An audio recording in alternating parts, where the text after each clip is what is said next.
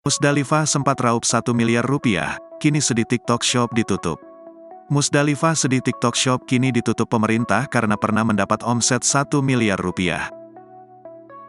Dikatakan Musdalifah, keputusan TikTok Shop ditutup tidaklah masuk akal. Bahkan Musdalifah berharap dirinya bisa kembali berjualan secara live di TikTok Shop seperti sebelumnya. "Ia pasti sedih lah, nggak masuk di akal, sedih aja sedih," ucap Musdalifah. Ia percaya bahwa saat ini pemerintah sedang mengatur regulasi untuk TikTok Shop agar bisa berjalan dengan baik dan memberikan kesejahteraan untuk UMKM Indonesia.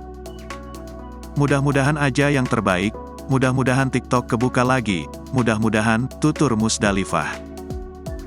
Bukan tanpa alasan Musdalifah bersedih ketika TikTok Shop ditutup.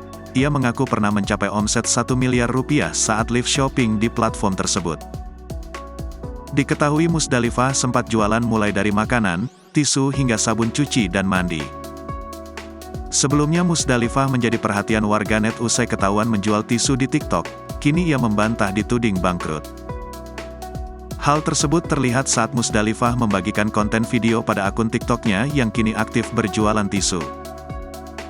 Aktivitas mantan istri King Nasar itu dituding dilakukannya karena sudah bangkrut. Pasalnya, selama ini Musdalifah hidup berkecukupan dan kaya raya. Publik menduga istri Fadel Islami itu mengalami kebangkrutan.